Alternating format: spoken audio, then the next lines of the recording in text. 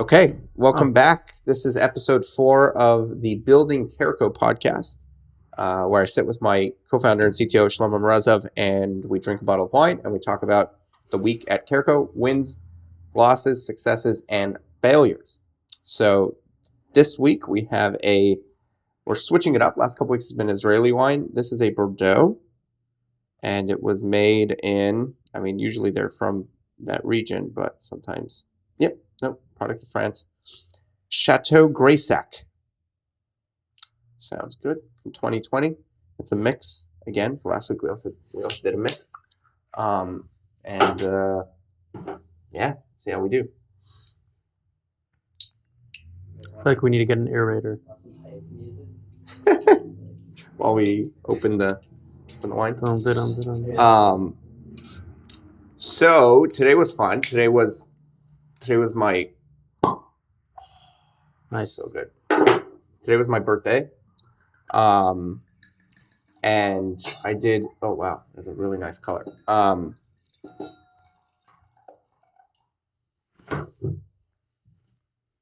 Happy birthday. Thank you, sir. 45? 72. 72 in soul years.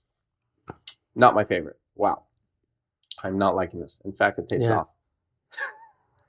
I don't know off, but it needs to get some air. Yeah. Yeah. Wow. Something is not correct. It literally smells like fish.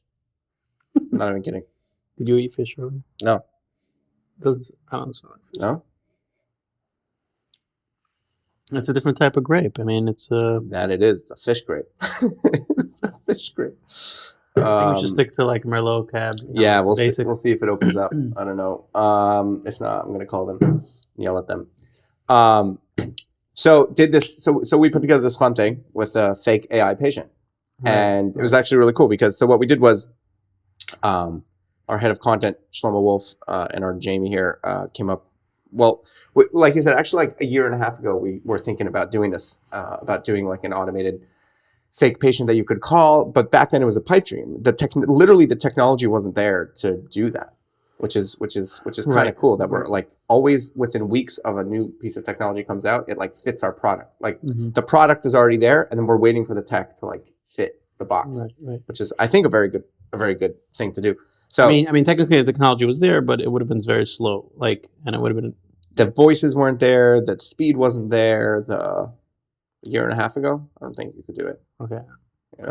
Even OpenAI released their demo of like a human sounding voice that was like maybe 8 months ago. Oh, okay. Remember that? I didn't keep track of the time, but yeah, it makes sense. Yeah. Right. It's like perfect timing. It's like if I look at our roadmap, it's like the ultimate things we want to do at CareCo is probably the technology's still not there yet, but we're building towards it, and it comes out as we do it, and that makes sense. It's like what Sam Altman says: if you're building a product that works with the current AI and does not depend on the future of AI advancing, then you're probably going to be left behind. Yeah. So what we did this week is a couple months ago we built a demo site in CareCo where you can go onto CareCo to this demo site and you can basically act as the care coordinator. It gives you a fake patient, but you could basically take your friend and say, okay, you'll play the patient, and you put in their information, and then it'll call them and it spoon feeds you the call guide. It gives you the questions to ask them. It's not as magical an experience because it's fake data, so it doesn't have that feeling of like, oh my gosh, this is exactly what I talked to this person about last month. So it misses that, but it still gives you the feeling of like being fed information, and then you talk to the person, and then you hang up, and it automatically does your documentation and creates tasks for you and messages and does all the stuff that CareCo does. So it's a lot of fun. But you always have to do it with somebody else. You have to come in and have someone who's willing to play it. And now we built a fake AI patient that was basically trained on the different conversations that we've had in like the demo site, and then we hooked that up to a phone number so that you can call it and you can have a full conversation with it and access the patient, so you don't need anybody. So it was a lot of fun. So I recorded a video today. The audio wasn't great, but I put it out on LinkedIn. Got a lot of really like positive feedback, and like a friend of mine, Graham Walker from Kaiser, he brought up a really good point. Like, I wasn't even thinking about it as a cool innovation in just the idea of having an AI patient. I was just thinking it's cool that we implemented it, but I don't think, now that he mentioned it, he was like, this is a really, really good idea in general to have an AI patient. You can have so many different use cases for this, for like, for testing so many different things. And it's actually a good point. Training sounds good. Yeah, for training. Imagine we get part of a client that wants to use CareCo. We could be, you've passed the training phase.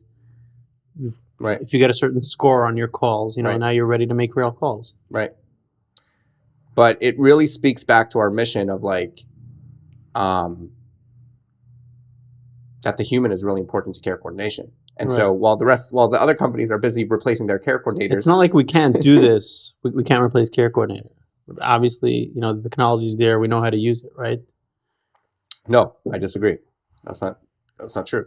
In fact, I got a call about 5 minutes after I posted that video on LinkedIn from our head of the care community, Marie Peppers.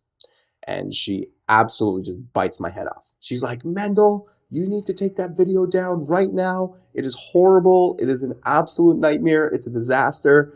I'm like, what? I'm like, what do you mean? She's like, first of all, you didn't address any of the clinical things with the supposed patient, and you only spoke to the patient for 2 minutes. People are going to think you're doing Medicare fraud over there. You have to speak to the patient for 10 minutes. You have to cover all these things. And I'm like, Marie, that wasn't the point. The point was just to show off that we put an AI patient. That was the whole point. She's like, it doesn't matter. You're selling a medical product. You always have to be a clinical thing. You always have to be very aware. So I said, you know what, Marie? So she's like, I have to take it down. I said, I'm not going to take it down. Instead, what I want is I want you to go record one. And I know you didn't, like, this actually speaks to that exact thing, that if she goes and uses the same exact tools, the same exact AI intelligence, same exact call guide, same exact tools at her disposal, she's going to have a very, very valuable conversation with this quote unquote patient, because she is a clinical nurse and she has experience and she has knowledge. And I did not. I obviously would have failed as a care coordinator because I don't actually have the clinical knowledge. So it actually comes back to this point that, like, you can give somebody the best AI tools, but you can't rip the human experience out of care coordination. If you don't actually have that, it could be helpful, but it's not going to replace you. I cannot replace someone like Marie and have the same level of efficacy with a patient. Right. But it's not a disagreement with what I said. I didn't say what you think I said.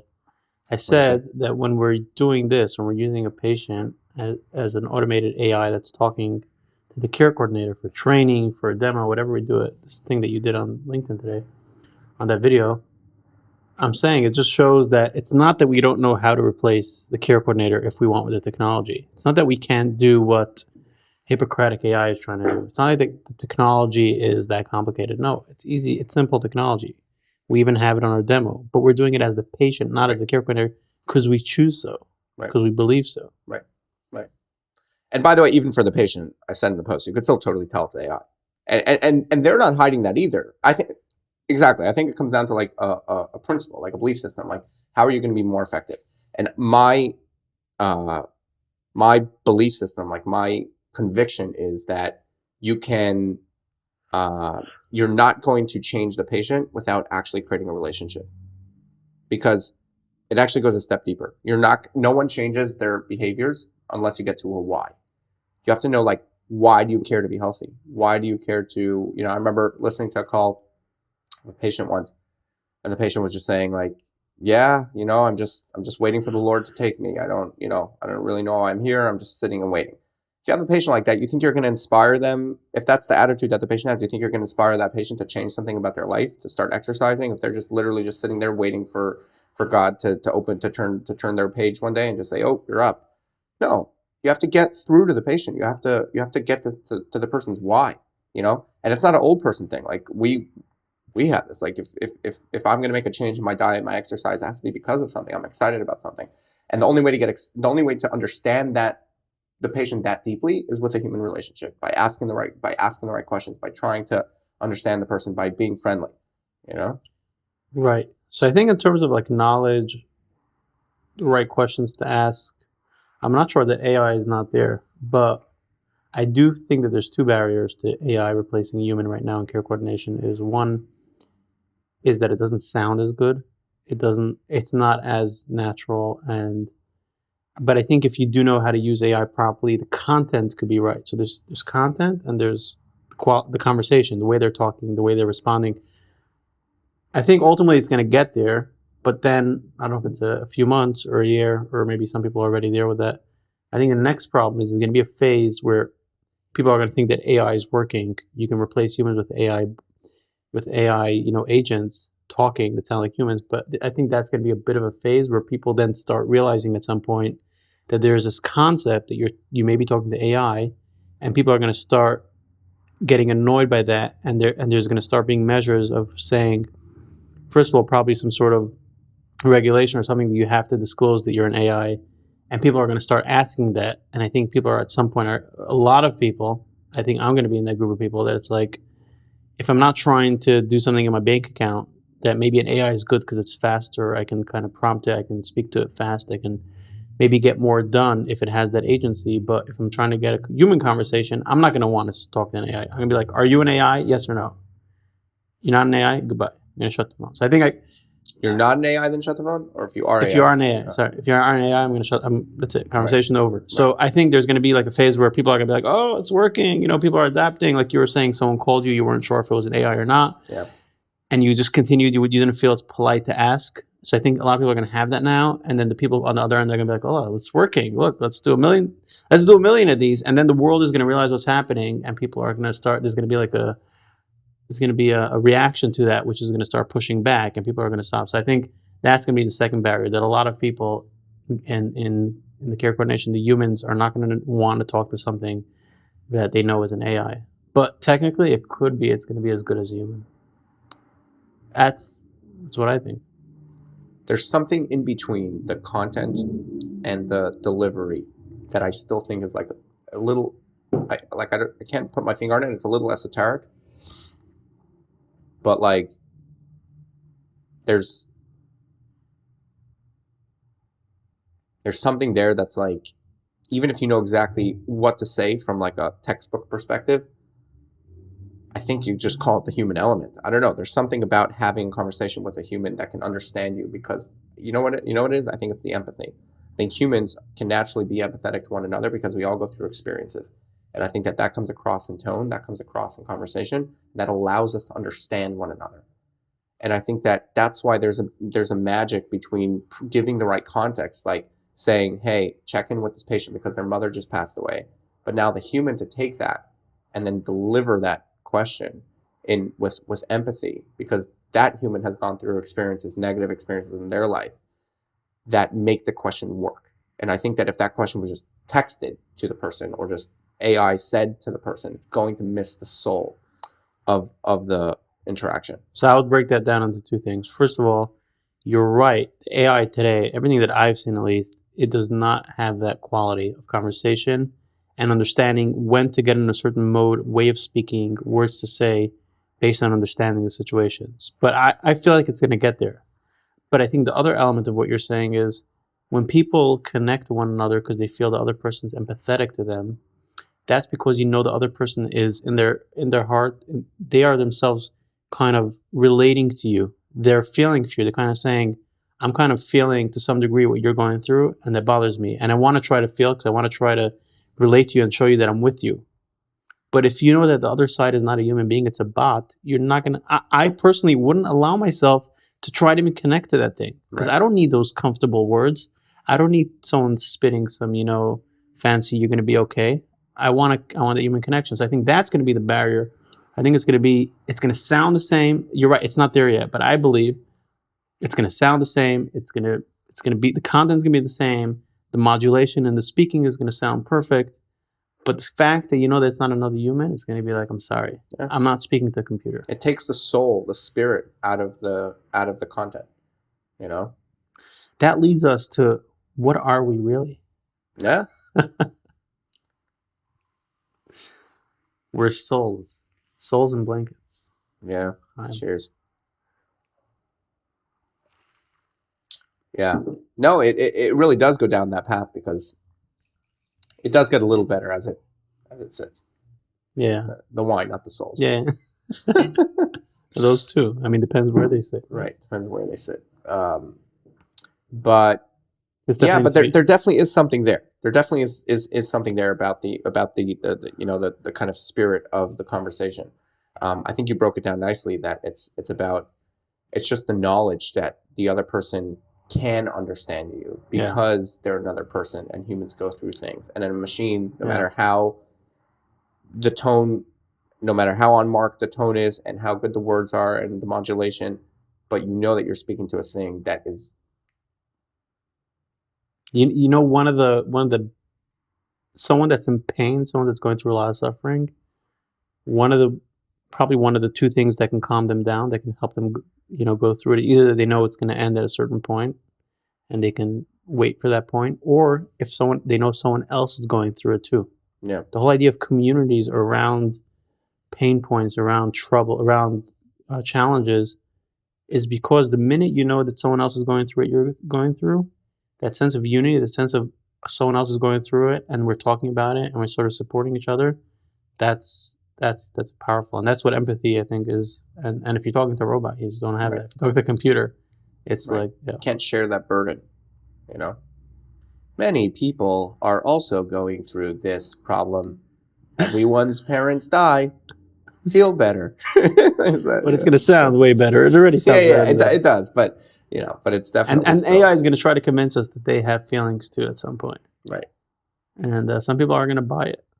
Some people are going to buy it. Yeah. So earlier this week, on Monday, went down to DC and had a podcast with Dr. Meena Seshamani, who just left as director of the Center of Medicare. Ran the thing. It was pretty cool. So literally 3 weeks ago, she was the director of Center of Medicare. She's now just announced that she's going to be the next Secretary of Health for the state of Maryland. So that's going to be her next stop.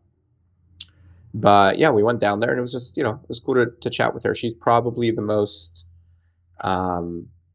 speaking of humans and robots, most politicians come across like robots just because they're not allowed to speak out of a box because they represent something. They can't get out of their skin. But she was very, very, just very normal, very, I don't know, dynamic, it was fun talking to her. Didn't feel like the politician you said. Yeah, I didn't feel like she was just... And, I mean, it was pretty obvious when she felt like she couldn't speak to a certain thing. And so she gave a bit of a politician's answer, like maybe once or twice.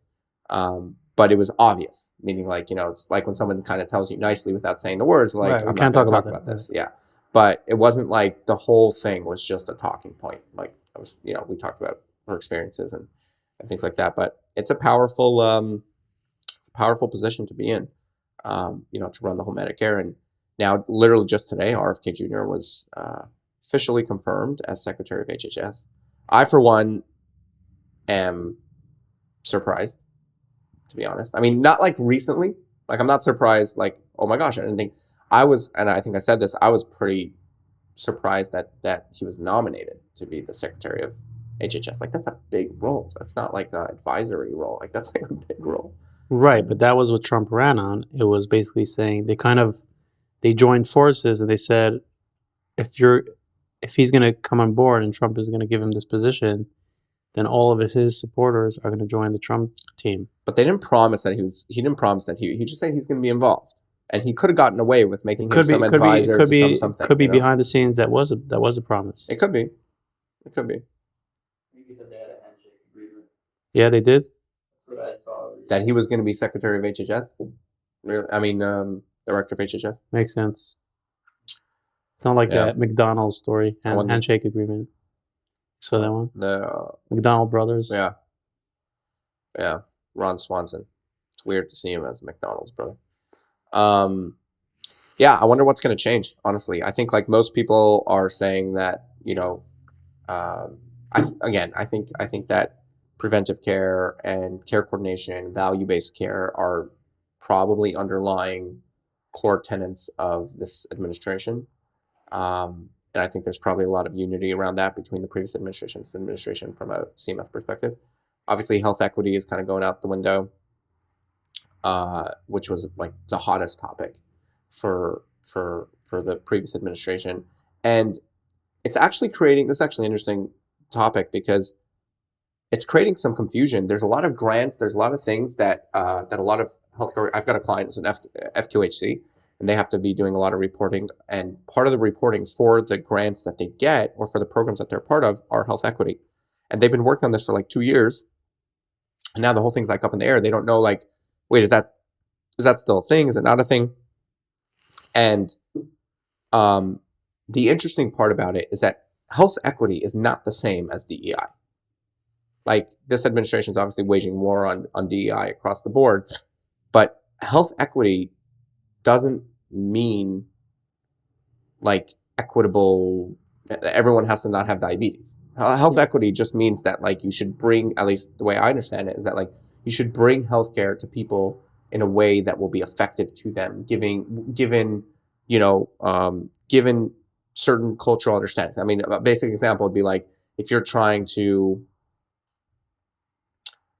I don't know, let's say there was a blood drive that you were trying to do, and you came to the Orthodox Jewish community and you rolled up on Shabbos. Like, obviously, you're not going to get anyone to donate blood, right? So you should probably do a little bit of research and maybe show up on Sunday or something like that. Like, those are concepts. Like, if you have a That's Spanish what health speaking, equity is about. yeah, like if you have a Spanish speaking population, you should probably get Spanish flyers because, like, that's what, Right. like, if that's what they read, you know what I mean? Isn't that common sense? Like, why do you need like a mandate of like health equity? What's the Well, I think that you probably, a lot of these things are like minorities. So by nature, it's going to be minorities and that have these issues, these gaps, right? That so like general policy might not take that into account.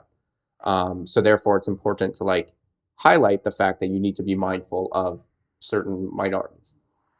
But that's not the same thing as like the general DEI thing. And I think that the idea of health equity is kind of being thrown under the bus along with the other things. Like, this is not my own opinion. I was speaking to a very big lobbyist at a lobbying firm. I don't know if they're a lobbyist firm or lobbying firm, but and he was telling me, and it's got like big liberal, and he was like, yeah, like we just can't touch the words health equity anymore because like it's you know what's crazy about what's happening in Washington right now is that until now it was like always like the one thing that you knew that was constant and that would never change is working for government.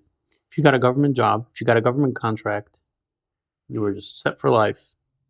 And I think with that was also a lot of inefficiencies because once you have those guarantees, it doesn't have the mechanics of a free market where you have competition and you have the fear of being fired or being thrown out. But it's crazy because a lot of people that probably are very, they want to have like safety and security and they went for like a government job. And now they're like, this is all out the window. Like you're saying, someone spent 2 years building around something that may be out the window. And until now, it was like no brainer. If you're working on something that's government, it's not going to change. They're not going to do that. So right. it's a massive shakeup. It really is. And I'm really curious how it'll affect Medicare and healthcare in particular, because Elon's general modality is to just cut. Elon. Yeah, is to basically just like cut things. It's a trigger word these days. Trigger word is to like cut things, and then you see what's broken, and then you basically bring back what is obvious that is needed. So zero-based, what they call zero-based budgeting. Yeah. Were we talking about this, or was it the All-In Pod? Between us and the All-In Pod, one of us talked about this. Right. How the reason how they caught the whole. Have you ever heard of USAID until this whole thing? Not really. Not that I recall. No one knew about it. Right. How did it come to light? Because they basically, what they did was they did a freeze. They did a 90-day freeze, right. And they said or whatever, and they said we're stopping to pay everybody. Right. And then they look for the people that don't listen, because the people that don't listen, the people that like scream loudest or that fight the hardest, they're like committing the most fraud. And that's how they found out about like all that crazy stuff that was going on. So I wouldn't say I'm concerned, but I hope that that's not going to be the case with healthcare, where it's just like, okay, let's just cut everything, turn everything off. No, it can be. Then let's see what's actually necessary. That affects actual people day to day. They're not going to do that. They're not. The whole USAID was money going to outside the country. There's a lot of strange stuff that no one knew happened there. I think it's going to be very different. I think the Pentagon, Department of Education, no problem.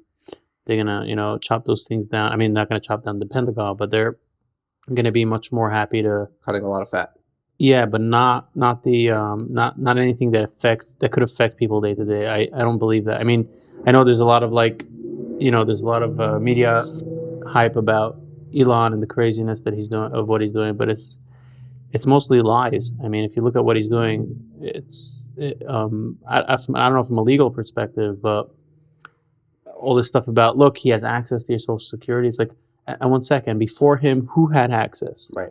Like who was there? Who do you trust more than him? Like the billionaire that doesn't need your money and that's very consistent about what he believes in, or some dude that's just, sitting in there and that could actually do fraud and has an incentive. Right. So I gotta say, I love they're trying to smear him as greedy. I mean, you could say whatever you want about Elon, but greedy. There's no data in his life to suggest the man lives. He lives in a cardboard box. He doesn't own one piece of real estate. Yeah, he had it all. He had tons of houses. A piece of real estate. Yeah, he sleeps in his friend's house. He's done with it. He's over it. He has that $50,000 box house or whatever it is, and he's been there, done that. He doesn't care. Yeah, if you learn about the guy, it wasn't about money, and no point. At some point it was. I think when he got his first Lambo, what was it? Yeah, it wasn't a Lambo. It was I don't know it was some other cool car. But Jamie's checking it up. It was that video when he's 20-something-year-old with his girlfriend, and he's excited. He's waiting. He wanted to get that thing. It wasn't about the money. It was about getting that. Or maybe McLaren. Oh yeah, F1. It was one of the 10 or 20 in the world or something. Yeah. But by the way, it was $1 million, and he only had $20 million bucks. He spent a lot of money on that car. It's not about money. It was about getting. But also later, I remember hearing him talk about how he bought a house. I think it was on Rogan. He was saying, this is years ago. He was saying I bought a massive house in not Beverly Hills, up in the mountains over there. He's and then my neighbor's house went for sale, so I bought that also. And he basically ended up buying a whole cul-de-sac in California, in LA, and then he just and he built himself some crazy Batman house, and then he was all the push against Elon is one of two things. It's either the concept of like they say, it's like a saying in Yiddish, the thief is going with a burning hat, basically. What's the do you know what the story behind that line is? No. But basically, if someone's screaming, if basically all these politicians like Chuck Schumer, which looks terrible for them, because what do you care about USAID? We all see where the money's going to. Right. Why are you so concerned about it? Right. And then comes the question. Yeah, so it's either that or people that just don't know. People that are watching CNN or whatever and oh my God, what is this guy doing? Right. So I think it's either lack of knowledge or it's. He's so funny though. It was just last night or 2 nights ago. He's in the Oval Office with his kid, and he's talking, and he's just the way he says things is funny. It's kind of comedic. He's just yeah, we found all these people that are on Social Security and that are 150 years old. He's either they should be off or they should be very famous. It's do you know anyone that's 150 years old? I think what he's doing is great. I think the country needs that. I don't know that it's in the best. Nothing is perfect, right? No one, even someone that does the best thing ever, even a Steve Jobs, a lot of people got hurt in his process. He was offensive. He was straight to the point. He didn't, mince words. It doesn't mean that the person is a perfect person. You have to love him, but you have to look at the output. What's going to happen out of all this? Out of all this, it means that we're going to save a lot of money. We're going to get out of debt. We're going to balance the budget, hopefully through this, and that's what our country needs, because we're on a path to to bankruptcy, literally. It's crazy. Yeah, 32 trillion in debt, and it's growing at a crazy rate. Yeah. It's interesting because it kind of comes back down to, and this actually ties back to what we work on. I was talking to someone today from Blue Cross Blue Shield, and she was telling me how it is so young person, and she was telling me how it's so miserable over there because they don't.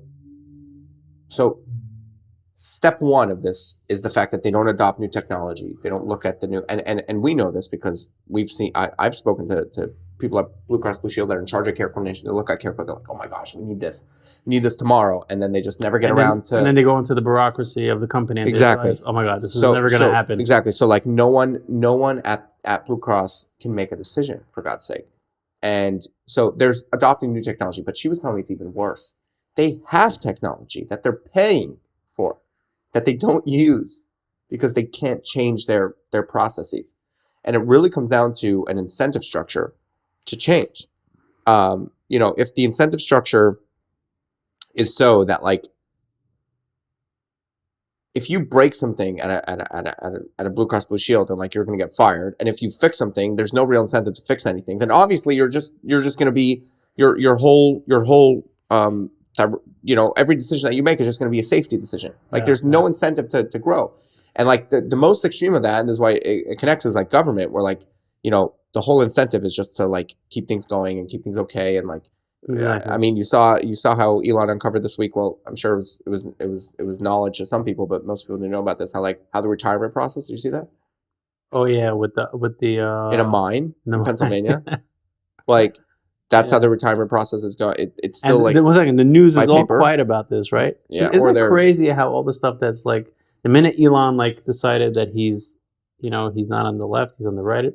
That's it. Like he does the craziest stuff with the rockets that are landing that are landing back in the launch pad, on the launch pad. If this was not Elon, this would be like the biggest thing on the news. The greatest achievement in recent technology and aerospace science, and no one talks about it. It's like we're at like an incredible moment of celebration of a breakthrough, but no one talks about it because it's shunned upon, because it's associated to a certain person that we don't want to talk about. But I think that he really did succeed in making X like it doesn't even really matter anymore. Like there is going to be a segment of people that are only going to watch certain news. I mean, I think it's just diminishing that crowd of people that like get their entire view and news source from either a Fox or CNN. The election was proof of that. The election was proof of that. Yeah, the fact that that's not the case. Yeah, the fact that people are looking at social media. I mean, the election. If podcasts and if more people were looking at those at the legacy media, then Kamala would have won. Right. Because that's why all the CNN hosts are all leaving and starting podcasts. Good luck. Yeah. Good luck. Yeah. But anyway, no, like something I was trying to brainstorm with this woman, like something has to fundamentally change in the incentive structure at a health plan to create the possibility for innovation. Right. There's no incentive for innovation. Look, can I tell you what she was telling me? She's in charge of, and you know what? People are all, after the whole Brian Thompson murder and this whole conversation came up, like, oh yeah, insurances are terrible, this and the other. Okay, maybe, but let me explain to you. This woman is in charge of denials, okay, for a certain segment, like approvals and denials of claims. And she spends all day talking to doctors, and then she gets documentation from them, very often via fax, okay? She then reads the documentation, understands the documentation, and then documents on the documentation. That's her job. She doesn't like yes, no? No. Her job is to like take all this paperwork, read it, ingest it, so and who then makes write the her own decision? documentation. That's another person? On the documentation. Yeah, I don't know. I didn't go through the whole denial process. But the point is that like she's like, this is the stupidest work ever. Right. I'm literally just AI should do that. in a second. Like and it's like through fax, and then she fax, she's told that she has to fax stuff also. She's like, we have a portal that we're paying for. I don't understand why I can't just use like digital communication. Like it's ridiculous. Yeah, it's kind of a standard that's set when you're working in a very regulated environment, healthcare. So then everything is very safe, like we said before. Everything is very structured and guaranteed not to change. And also, if you have a contract, if you're doing something a certain way, and it favors the incumbents because new people can't come in because of all that complexity. So yeah, it kind of pushes the whole mindset of not looking for efficiency, not thinking about competition, and I think that drives all that inefficiency. something else to change. If you're watching this and you are part of a health plan and you work at a health plan and you have any ideas on how to change the incentive structure, I'd love to talk to you. Like we should figure out. I don't know. We need to make some noise about this because it's really fun to make noise about, oh, insurances are evil and health systems are so inefficient. You're never going to change. You're never going to improve efficiency if there's no incentive structure to improve. End of story. Right, but isn't there a competition element in the health system? What do you mean? That means if we create a health system, and we find out through technology how to make it super efficient, super intelligent, with the right statistics of understanding how to charge people, how not to, cutting out all the fat, all the overhead of administrative stuff like you're talking about, where people are reading documents, have very solid systems that are super efficient. Can we not then come to the same people that are, insured by other companies and say, hey, we can offer you the same insurance at 20% cheaper? I think part of the problem is, and I'm going to answer my own question, is that the way insurance, and when we shopped for insurance through an employer, I realized what a corruption the whole system is. Why? Because when you're not given apples and apples to choose from when you're picking an insurance plan. There's 70 plans for every company. You have to literally be a statistician or someone that knows, like, could do incredible amount of math to figure out from all these providers that are providing insurance with all their options, which one suits me best, which one makes most sense that I'm going to get the best ROI for what I'm paying. Because they have like 70 brackets, 70 tiers of insurance, all the way from bronze to gold, or whatever those stages are.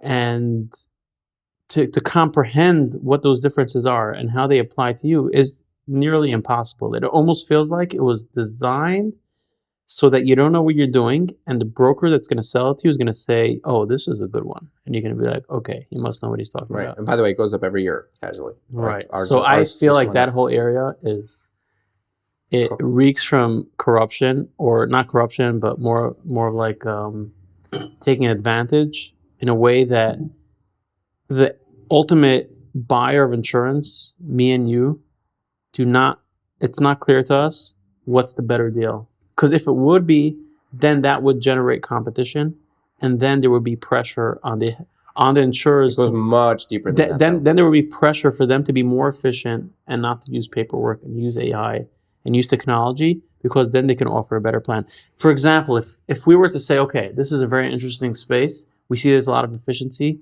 we can tackle this. We can start our own health system. Forget about the regulation and all that stuff that's involved. Let's assume that we can tackle that. Let's do like the reversed press release. What are we going to sell? We're going to say, hey, we're offering you X for Y. This insurance plan for this amount of money. Who is that going to be compelling to? How are they going to be able to compare that to the other plans that exist out there? It's a wall of options that it's almost going to be impossible for them to compare whatever you're offering to whatever else is out there. And that's what I'm saying. You're not going to be able to compete with that, because they're not going to be able to say, well, obviously you're giving me a much better deal. Because if you're going to a car, you're going to buy a SUV, and you kind of get, okay, it's a 6-cylinder. This is the miles per gallon. This is the features. I sat in it. And you go to another SUV. You get the sense of like, okay, it's comparable. This one's is half the price. It's a great deal. It's obvious. But with insurance, it's so much harder because you can't quantify it, because those brackets, the way they set it up with the max out of pocket, with the deductibles and all that, a regular person, I would say probably 50 to 70% of the population, cannot make sense out of that. They cannot say, oh, I see, this is better, this is worse. They cannot. It just doesn't make any sense to anybody. And it was set up, I believe, from seeing that it was intentional. And I don't know how someone can penetrate that market and compete, because the buyer does not have the clarity on what's a better deal because of that whole confusion that they created over there. I said a lot of words, but that's definitely one segment of it. I mean, I think it goes much deeper. Like, there's so much regulatory capture in healthcare, and there's so much, like, just HIPAA in itself is such a That massive. Bill Gurley thing, was that healthcare? Oh no, that wasn't healthcare. His regulatory capture video. Yeah, Epic. Oh yeah, it was Yeah, it was healthcare. about Epic. Yeah. It was about what's her name? That's a must watch. Bill Gurley. Judy. Bill Gurley on the All In Summit. Yeah. Probably 2023 or something. Yeah, but there's so much of that in healthcare, and it's so deep. I don't know. I mean, I've said this on the Healthcare Trailblazers podcast like so many times. Like, I think HIPAA is a giant scam, essentially. HIPAA? Yeah, the Why? whole idea, because Double click, please. sure, like the whole idea is that they sold it, they packaged it as if like, you know, your health information is the most sensitive thing ever, and if God forbid anyone gets a hold of it, then they're going to discriminate against you at your job, and they're going to discriminate against you at your insurance, and they're going to blackmail you. People are going to be able to do all these terrible things, and it's like, okay, first of all, this was, I think HIPAA was created in 1990 something, 93 maybe. First off, we live in a generation now where like our parents' generation, now maybe they do, but like until like our parents' generation are not comfortable putting bank information into the internet. Like, you know, the generational difference of trading convenience for security, for privacy, not security, for privacy is like light years apart. We are absolutely used to trading our privacy for convenience. Yes, I want to see a social media feed that is based off of my preference. And I'm willing to give you my data for that. Yes, I will want to see a shopping experience that's based on, like, that's what we do. And so the idea, so I have two main issues with it. The idea that, by the way, it's very generous that you're saying that our parents are not using social media and all that stuff because they really value their privacy. No, I didn't say not using social media, but like not like the idea of like putting a debit card into like the internet, like into like an online like website, until a couple years ago for people that are our parents' age was like very, maybe right. now. I also find that most people our parents' age, they're very technically unsavvy. Right. So that's the barrier. But yeah, I see what you're saying. Yeah. But there's like a generational shift in the willing to trade privacy for convenience. And in the age of social media, we are not just willing, but we want to. Like, yes, please give me an experience that's tailored to me. And like, no problem. So that's like thing number one. I think there's been a huge generational gap since HIPAA came in about even the idea of privacy. And I think it's been sold. Then there's like, oh, well, what do you mean? Then they're going to discriminate you against you at work, and they're going to blackmail you. And my answer to that is, I don't understand. I personally, and any person I've ever met in my life, values their health data exactly the same as they value their private conversations, text messages, right? Now, private conversations with your spouse, with people that are very close to you, to me, that's all part of the same bubble of like private data that you don't want anyone to steal. And in fact, it would be a huge crime if someone would steal those things. And it would be even worse if someone stole those things and used them against you in any kind of capacity, right? And yet, you can take your phone out and you can WhatsApp your wife. And there's no barrier. There's no, you understand what I'm saying? Like, on the one hand, it is a crime for somebody to then hack your phone and steal your information and go publish it somewhere or blackmail you or do anything with that information. And yet, somehow, there's still no barrier to you using that technology.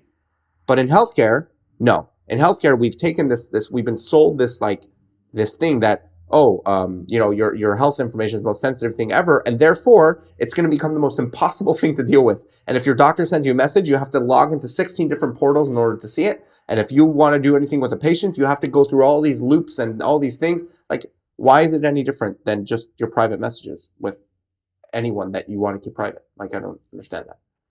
So I can see it in two ways. One is it smells like regulatory capture. Someone in some big, you know, company brought up the idea as a way to prevent, you know, newcomers to enter the market, because it creates a lot of barriers for them to get the data to build that. But let me take the other side of this.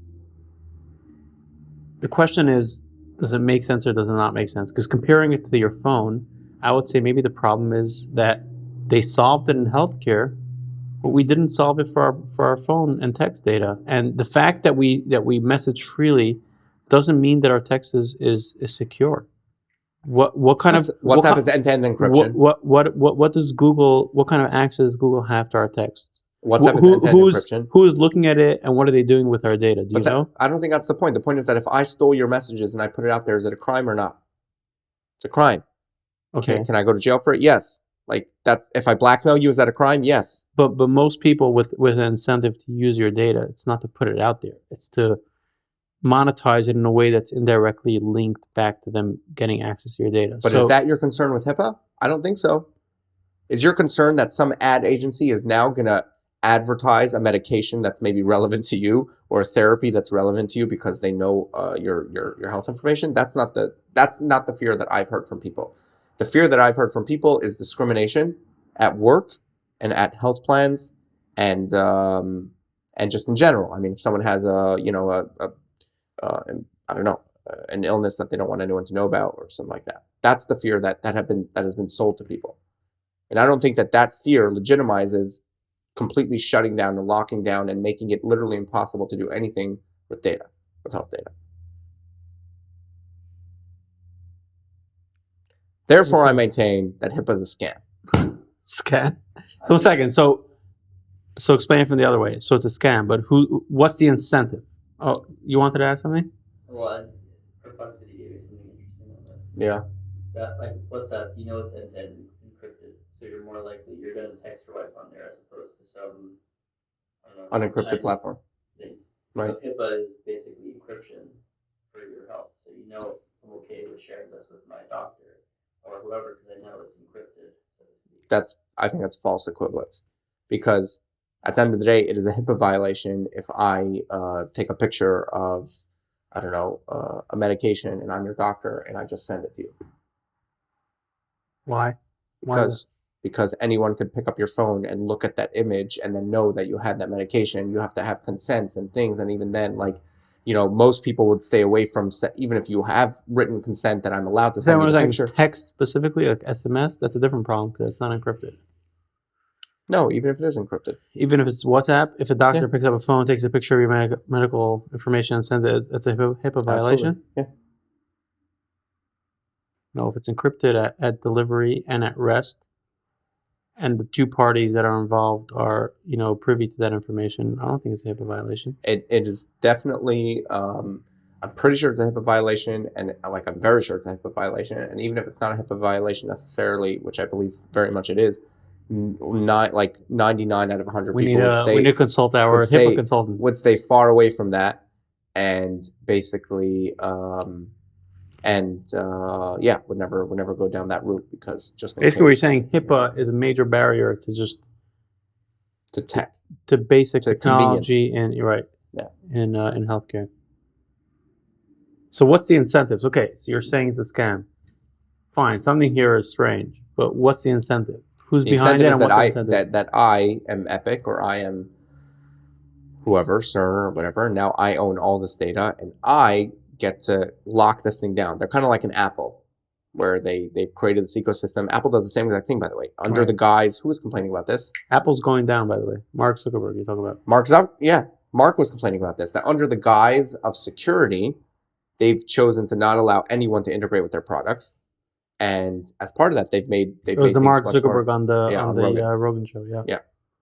I think Apple is like they're past their prime. Well, that was his point. They don't innovate anymore. They just, you can see that also by Warren Buffett pulling out most of his money out of Apple. He did? Yeah, pulled out a lot of money. And also, they have Siri.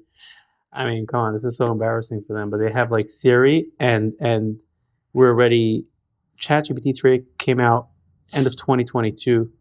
We're 2.5 years later, and they couldn't improve Siri. Siri is still terrible. Alexa's not much better, by the way. Alexa, Amazon has problems too, but you know who's doing really good, supposedly? Who? Google Pixel. Their new Pixel has their AI intelligence is very good. Yeah, so. Yeah, I'm surprised how bad Alexa is. Yeah, I saw a write up about Alexa from some guy that used to work in the AI. So apparently, Amazon decided that for Alexa, they siloed all their teams that are working on the project, and to share data, to share stuff becomes very, very complex between the teams. So everything, basically, it sounds like a very regulated. Because of HIPAA. Yeah. So they don't. No, they take exactly because of privacy. They decided to create this whole complex structure that's very inhibiting of innovation, and they're just stuck. Like, because if you think about like distribution, like who can monetize AI the best? It's whoever has the distribution. Right.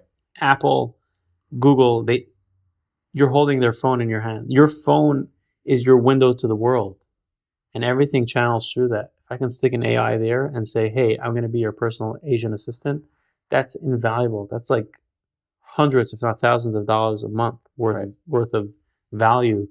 So those are the obvious, and Alexa too. How many Alexas are there out there? There's A lot. hundreds of thousands, if not millions. I Right. don't remember the numbers, but Right.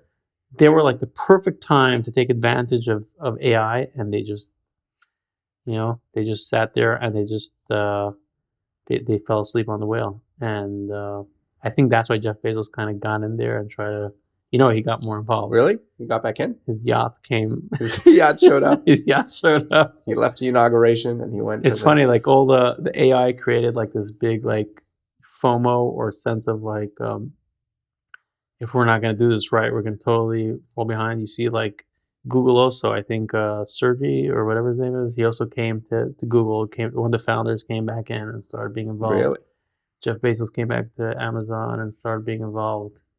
So like this is a moment we don't want to miss. The return of the founders. But Google is coming back. Google is actually doing pretty well. How's Gemini doing? Pretty well. Yeah. Pretty well. I mean, I use Gemini. I use the Gemini research one, and wasn't it? It's a cool concept, like where it shows you that it's scraping the whole internet, but the intelligence and the way I don't know, it took a lot of time, and just the quality of the responses just were terrible. So, but they're on the right path. I mean, if you look at like the scores, some people argue that Gemini their models are skewed towards doing well on the AI testing scores. So that means they're not really good.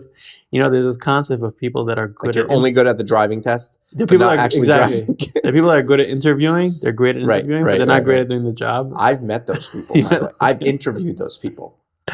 Some people argue that Gemini is like that. Like they trained it so well to do well on these tests. I guess that was their benchmarking, and that was like what they optimized for. Because I guess that's what the world looks at. But so on those benchmarks, they're actually doing pretty well. I think they're maybe on the highest ones on some of them. No, top 2 actually. Yeah. 1 and 2 in some benchmarks, I think. But depends what you're looking at. You know what I saw randomly on X yesterday? Like one of XAI's like top engineers or something left because he put out. Wasn't a top engineer. What was he? I don't know. Oh really? Well, so why did he make such a big deal? I don't know. He made himself sound like it was a big deal. If he was a top level guy, he wouldn't leave. But it's still, I mean, he basically put out it's still a strange story. Like he put out the list of top ranking AI things, and XAI like wasn't on there or was at the bottom. No, it wasn't the bottom. He said that at coding it was number 3 or 4, which he argues is very good because it's above Claude 3.5 Sonnet, which is pretty impressive. Right. And he said, I think his messaging wasn't clear. He said TBD in parentheses. He didn't say this was. He should have clarified that he doesn't have access to these models.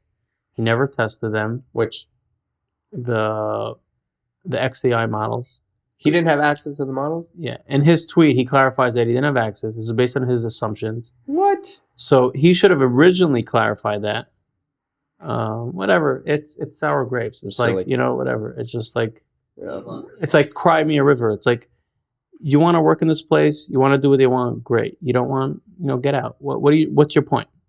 What's your point? Like, what's your point? Just making noise. Try and get attention because you're not a top level guy. Yeah. The A players, the attention comes to them. Because you're grabbing like a big name. You're saying XAI. I worked there. Okay, don't ask. I was the janitor. Shh, don't tell anybody. But I worked at XAI.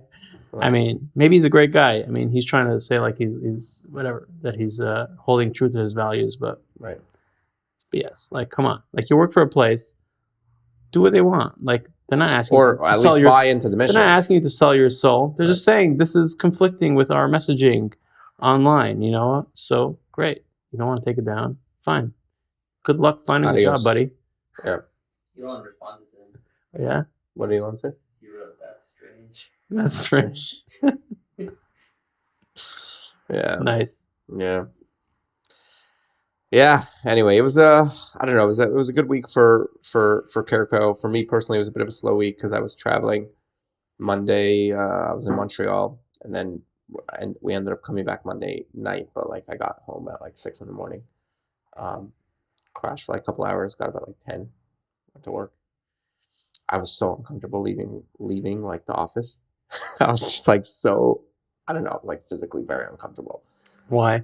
I don't know. I just like it was for a wedding and like it wasn't like business, and I just felt I don't know. I just felt uncomfortable. Like Like you I felt feel that that you're going to be missing out on its lack of responsibility, like abandoning your responsibilities, or I think that like I have an open calendar link and it gets basically booked, and most of my days are booked solid. But if I block out days, it's not going to be booked because it's blocked, so people can't book it. So it's like kind of like that feeling that like, okay, if I wouldn't be going, maybe you my get more calendar leads. would be full, you know. But you know, I ended up we took a nice car. We had the Jeep Wagoneer, which is a nice car. Only thing nicer than the Wagoneer is the Grand Wagoneer. Yeah. Yeah, I had that in Colorado. It has like it's a very nice car. Very nice. Jeep did like this big ad on the Super Bowl. Oh yeah. Yeah. Oh. Clint Eastwood. I don't know. Oh, Curious if you saw that. Jeep? Yeah. So anyway, so it had like an outlet and it was only 4 of us in the car, so we basically like put the middle seats down and then 2 guys on the front, 2 guys on the back. But I was able to basically like set up a desk, so I had my laptop plugged in, hotspot, and it was like had an outlet, so I basically had an office. So I was able to take just like How a good couple was your meetings. internet?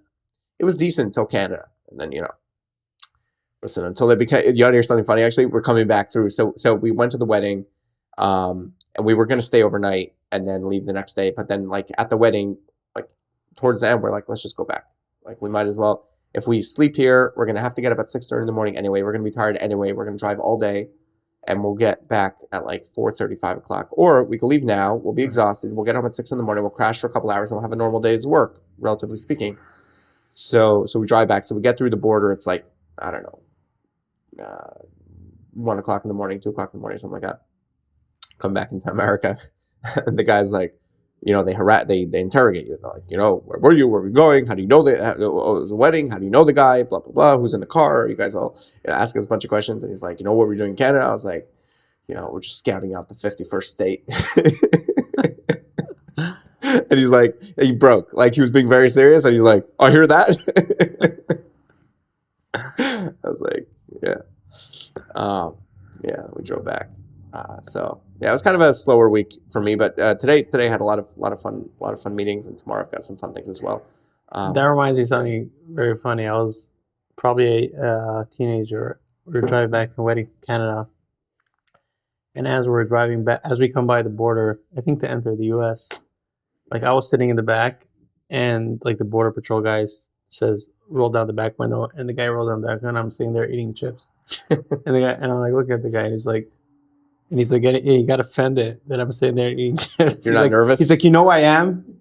I'm the border guy. What are you doing? And I'm like, I'm eating. It's like he wanted me to like sit there and like get all like fearful and like I wasn't trying to make myself like that. I didn't care about the guy, but I was just sitting there and eating. It's like, what's wrong? Yeah, I think there's like a Jewish trauma thing with like going to the border and being like all nervous about it. Yeah, I think so. I think like everyone's parents were always really nervous going to the border for no reason. It's like like we used to have we had a 7-seater, but we had 8 kids in the car, and we would take a blanket, put it over the middle, so it looked like there were 8 seats. Yeah, we'd all get in there. But now it's just like, nope, we're just going home. It's not that big a deal. I live in Pennsylvania. Yeah. But you have to show a license or a passport. Passport. Yeah, passport. But yeah. Anyway, I don't know. One last thing with Meena Seshamani, the government and that's what I want to say, that like DOGE, I actually applied to DOGE a couple weeks ago. Just someone told me to apply, just because like there's so much fraud in the programs that we do, and I know where it is, and it really is unfortunate. Like I know people that are committing fraud, like, and everyone that's in the space knows people that are committing fraud. They're double documenting, they're doing things overseas, care coordination overseas that's being paid by CMS dollars, which is illegal. They're not using the right staff. They're not documenting like at all. Like I was talking to another company today, and he was telling me about a client that he took over from somebody, and he's like, we looked at the logs coming in, and it was just like no documentation, just like 20 minutes of care, 20 minutes of care, 20 minutes of care, 20 minutes of care. Like there's so much. There is a lot of How much money does it amount to, though? Millions and millions and millions of dollars. Yeah. And that's what's I actually think, like, not as CEO of CareCo, but like CareCo is like the government's best dream for any kind of program like this, because if you're using CareCo, it is impossible to do fraud. It is literally impossible. Everything is being analyzed. We're looking at everything. What kind of what kind of progress are you having with the patient? What kind of making sure you're asking the right questions that are designed to get the goals, and then helping you with all the tedious, annoying parts, and making sure that everything's efficient and everything's like, it's impossible to do fraud. If you're doing fraud, you will not want to use CareCo. You're gonna be like, I can't use CareCo, So You think we can get this like regulated? That you have to use CareCo? I'm pretty talented, but my name is not Judy. What's her name? Look up the CEO of Epic. It's Judy Faulkner. She was like an Obama advisor or something, right? She was on a board or something. I think it's Judy Faulkner. Faulkner. See if I'm right. Judy Faulkner. Nice. Yes, sir. You got it. So yeah, I am talented, but I'm not that talented. So I don't know if we could get it regulated that you have to use CareCo. But if you care about providing good care coordination, then definitely CareCo is the way to go. Yeah. Anyways, all right. Well, should be a fun weekend. Yeah. My in-laws are coming over. Nice. Yep. Your New in-laws York. are here. So New York. The in-laws. The good in-laws. yeah. Cheers.